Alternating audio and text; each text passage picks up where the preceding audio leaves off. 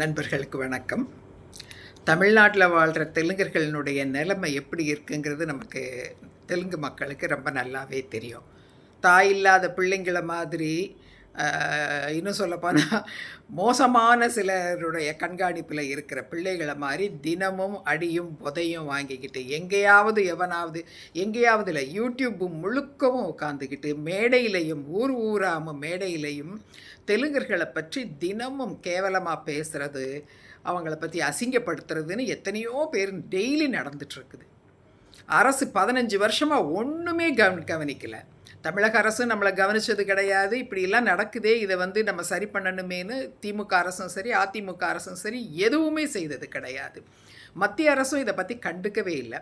இத்தனைக்கும் இந்த அராஜகங்களை செய்கிற நிறையா பேர் தீவிரவாத கும்பல்களோடு சேர்ந்தவங்க, தமிழ் தீவிரவாதிகள், தமிழ் தேசியவாதிகள்னு சொல்லிக்கிற தமிழ் தீவிரவாதிகள், அர்பன் நக்சலைட்ஸு. அதே மாதிரி வன்முறையவேமோ, நான் வந்தால் கழுத்தறுத்துருவேன், சங்கறுத்துருவேன், கருவறுத்துருவேன், நான் வந்தால் என்ன செய்வேன்னே தெரியாது, இப்படியெல்லாம் சொல்லி பயமுறுத்திட்டு இருந்த சீமான் மாதிரியான தமிழ் தேசியவாதிகள் செய்தும் ஒன்றுமே இதுவரை ஆக்ஷன் எடுக்கலை. இப்போ தான் ஏதோ கஸ்தூரி ஒரு தவறான ஒரு இது நம்மளை ரொம்ப மோசமாக சித்தரிக்க முயற்சி பண்ணதுக்கு ஒரு சின்ன ஆக்ஷன் எடுத்திருக்கிறாங்க. இதுக்கு நடுவில் இன்னொரு விஷயம் என்ன நடந்திருக்குதுன்னா, தமிழக அரசின் ஒரு துறை, நம்ம அதை பற்றி ரொம்ப இது பேச வேண்டாம், ஒரு தவறு நடந்துருச்சு, அதனால் நம்ம அதை தமிழக அரசின் ஒரு துறை வரலாற்று ஆசிரியர்களுக்கு, இளம் வரலாற்று ஆசிரியர்களுக்கு ஒரு விருது வழங்குறாங்க. இந்த விருது வழங்குறதுல ஒருத்தர் மன்னர் மன்னன்னு, நான் அந்த ஆளை முன்னவே மிக்சிங் மன்னன்னு தான் கூப்பிடுவேன். மன்னர் மன்னன்ற ஆள் அவர் ஒரு வரலாற்று ஆசிரியர்னு சொல்லி அவருக்கும் விருது வழங்கப்பட்டிருக்கு. மன்னர் மன்னன் பக்கா 100%க்கு 100% ஒரு அர்பன் நக்சலைட்டு, தமிழ் தீவிரவாதி. இந்த தமிழ் தீவிரவாதியினுடைய முழு நேர வேலையே தனக்கு தெரிஞ்ச ஏதோ கொஞ்சம் வரலாற்று அறிவை வச்சுக்கிட்டு அதை வச்சு தமிழ்நாட்டு வரலாற்றில் இருந்து தெலுங்கர்களை பற்றி ஒட்டு மொத்தமாக மோசமான வரலாற்றை திரித்து பொய்யா பேசுகிறது தான் முழு நேர வேலையாக செய்துட்ருக்கிறாரு. அதை பற்றி புஸ்தகங்களும் எழுதுகிறாரு, போகிற இடமெல்லாம் பேசுகிறாரு, யூடியூப்பில் தினம் ஒரு வீடியோ போடுறது. இது போக காலேஜுகளில் போய் அந்த மாணவர்கள் மனசில் தெலுங்கர்களை பற்றி ஒரு தவறான புரிதலை ஏற்படுத்துறது.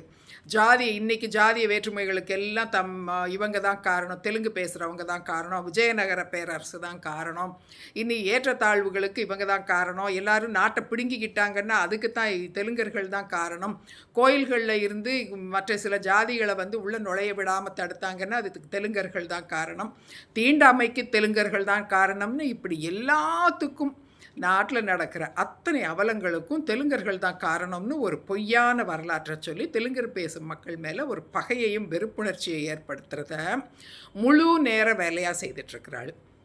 இந்த ஆள் ஏதாவது சீமான் கிட்ட, நிறைய பேர் இந்த மாதிரி சீமான் கிட்ட கான்ட்ராக்ட் போட்டுக்கிட்டு காசு வாங்கிக்கிட்டு இப்படி பேசுகிறாங்க. அதாவது தெலுங்கர் வேர்சஸ் தமிழர் அப்படின்னு நிறுத்தி வச்சுட்டு தான் சீமான் ஏற்கனவே சொல்லியிருக்காரு, தெலுங்கனோடு தான் போர்னு. அதுக்காக இவங்களுக்கு காசு கொடுத்து இந்த மாதிரி பேச வைக்கிறாங்கன்னு சொல்லுவாங்க. இந்த ஆளுக்கும் அதை வாங்கிட்டு அப்படித்தான் பேசுகிறாரா, இல்லாட்டி இன்னேட்டாகவே இவருக்கு ஏதாவது தெலுங்கர் மேலே ஏதாவது வெறுப்புணர்ச்சி இருக்கான்னு தெரியல. இந்த மாதிரி பேசுகிற ஆளுக்கு இப்படிப்பட்ட ஒரு தமிழ் தீவிரவாதிக்கு எப்படி இவங்க அரசு ஒரு விருதை கொடுக்குறாங்க? இவ்வளவு கூட ஒரு ஸ்க்ரீனிங் பண்ணாமலா ஒரு தாளுக்கு கொடுப்பாங்க? ஒரு சின்ன உதாரணம் சொல்கிறேன். இந்த ஆள் சொல்கிறாரு, நான் அப்போவே இந்த ஆள்கிட்ட கேள்வி கேட்டிருக்கேன், ஆனால் பதிலெல்லாம் இவங்க சொல்கிறதில்ல, விஷத்தை விதைச்சிக்கிட்டு போய்கிட்டே இருக்கிறாங்களே தவிர நம்ம கேட்குற கேள்விகளுக்கெல்லாம் இவங்க பதில் சொல்கிறதுக்குன்னு அக்கறைப்படுறதே இல்லை. அதே மாதிரி அவங்க சொல்கிறது இப்போ இந்த ஆளுக்கு ஃபாலோ பண்ணுறதுக்குன்னா லட்சக்கணக்கான மக்கள் அந்த இப்போ பொய்யான வரலாற்றை பார்த்துட்டு, இன்னும் சொல்லப்போனால் ஐயோ மன்னன் மிகப்பெரிய வரலாற்று ஆசிரியர் அப்படின்ட்டுன்னு கொண்டாடுறதுக்குன்னு ஒரு லட்சக்கணக்கான ஒரு மக்கள் இருக்கிற கூட்டம் இருக்குது. தமிழ் பேசுகிறவங்களும் முக்கியமாக இலங்கை தமிழர்கள், இந்த திரள் நிதி கொடுக்குற ஒரு முட்டாள் கூட்டம் இருக்குது, அது ஒரு பெரிய கூட்டம் இருக்குது. மன்னன் பெரிய வரலாற்று ஆசிரியர்னு சொல்கிறதுக்கு. நான் இந்த ஆள்கிட்ட ஒரு கேள்வி கூட கேட்டிருந்தேன், ஜாதிய பிரிவுகளுக்கும் ஏற்றத்தாழ்வுகளுக்கும் தெலுங்கர் காரணம்னு சொல்கிறீங்களே, அது விஜயநகர பேரரசுன்னு. விஜயநகர பேரரசு 700 வருஷம் ஆச்சு. ஆனால் 2300 வருஷத்துக்கு முன்னால் சங்கப்பாடல் தொகுப்புலேயேமோ திருவிளையாடலில் வரும் இல்லையா, ஒரு திருவிளையாடல் கதையில் வர்ற அந்த இது இருக்கும்ல, நக்கீரர் கேட்குற நக்கீரரும் பரமசிவனும் வந்து பேசிக்கிற மாதிரி ஒரு உரையாடல் வரும். நக்கீரர் வந்து பரமசிவரை எழுதி கொடுக்குற அந்த ஈஸ்வரன் பாட்டில் வந்து குறை கண்டுபிடிக்கிறாரு, குற்றம் கண்டுபிடிக்கிறாரு. அப்போ ஈஸ்வரன் அவர்கிட்ட கேட்குறாரு, கீர் என சங்கினை கீரும் நக்கீரனோ எனது பாட்டில் குறை என்பது அப்படிங்கிறாரு. அவர் நக்கீரனை பார்த்து, நீ என்ன பெரிய படித்தவனா, என்னை விட புத்திசாலியா, நீ ரொம்ப ரொம்ப தெரிஞ்சவனா, நீ எப்படி என் பாட்டில் குறை சொல்லலான்னெல்லாம் கேட்கல. அவர் என்ன தொழில் செய்கிறார்னு சொல்லி அதை இழிவுபடுத்தி, இந்த தொழில் செய்கிற நீயா, நீ ஏன் பாட்டை குறை சொல்கிற அப்படின்னு கேட்குறாரு. அப்போ நக்கீரர், சங்கரிப்பது எங்கள் குலம், சங்கரனாருக்கு ஏது குலம், சங்கரிந்து உண்போம் ஆனால் உன்போல் இறந்துண்டு வாழோம் அப்படிங்கிறார். அதாவது நீ சிவபெருமான் ஒரு இதில் வந்து பிச்சை பாத்திரம் ஏற்றி பிச்சை எடுத்து சாப்பிடுவார் இல்லையா, அதை வந்து குறிப்பிட்டு, எனக்காவது குலம் இருக்குது, உனக்கு குலமே கிடையாது அப்படின்னு சொல்லிட்டு பாக்கி நீ பிச்சை எடுத்து சாப்பிட்டேன் தானே அப்படின்னு எளிவாக பேசுகிறாரு.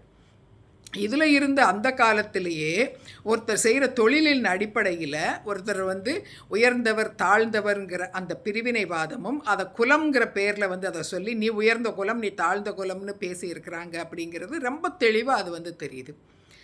இப்படி இருக்கும்போது 2300 வருஷமாகவே தமிழன் இதே மாதிரி இந்த சாக்கடை தான் அவன் மண்டைக்குள்ளே ஓடி இருக்குன்னு தெரியுது. ஆனால் இப்போ வந்து என்ன சொல்கிறாங்க, இல்லை 700 வருஷத்துக்கு முன்னால் இருந்த விஜயநகர பேரரசு தான் இந்த பிரிவினையை கொண்டு வந்ததுன்னு சொல்லி, இதை எங்கே காலேஜுகள்லாம் போய் இளைஞர்கள் மத்தியில், வரலாறு எதுவும் தெரியாத இளைஞர்கள் மத்தியில், உணர்வுபூர்வமான இளைஞர்கள் மத்தியில் அவங்கள பிரெயின் வாஷ் பண்ணி இந்த மாதிரியான இதே நச்சு கருத்துக்களை அவங்க மண்டையில் ஊட்டுறதை முழு நேர வேலையாக செய்கிறவர் இந்த மன்னன். இவருக்கு வரலாற்று ஆசிரியர்னு ஒரு விருது கொடுக்கு தமிழக அரசுனா இது எவ்வளோ பெரிய மோசடி, இது எவ்வளோ பெரிய தவறு. அரசு செய்தது மோசடியில், அரசு செய்தது தவறு. ஆனால் அந்த விருதுக்கு இவருடைய பெயரை பரிந்துரை செய்திருப்பார் இல்லையா, அந்த ஆள் செய்தது மிகப்பெரிய மோசடி. யார் அவங்க, எதற்கு அவங்களும் இதே மாதிரியான எண்ணத்தோடு இருக்கிற தமிழ் தீவிரவாதிகளா? இந்த மாதிரி தமிழ் தீவிரவாதிகள் எத்தனை பேர் தமிழக அரசனுடைய இதில் வந்து அரசு அதிகாரிகளை வேலை செய்கிறாங்க? இவங்களை வந்து எப்படி எல்லா சமூக மக்களும் தமிழ், தெலுங்கு, கன்னட, மலையாள மக்கள் எல்லாரும் வாழ்கிற இந்த தமிழ்நாட்டில் இந்த மாதிரியான இந்த மொழி ரீதியான இந்த அடிப்படைவாதம், இந்த தீவிரவாத கருத்துக்கள் இருக்கிறவங்க எத்தனை பேர் அரசு அதிகாரிகளாக இருக்கிறாங்க? மன்னன் மட்டும் வந்து கண்டிக்கப்பட வேண்டியவர், தண்டிக்கப்பட வேண்டியவர்லாம் மட்டும் கிடையாது.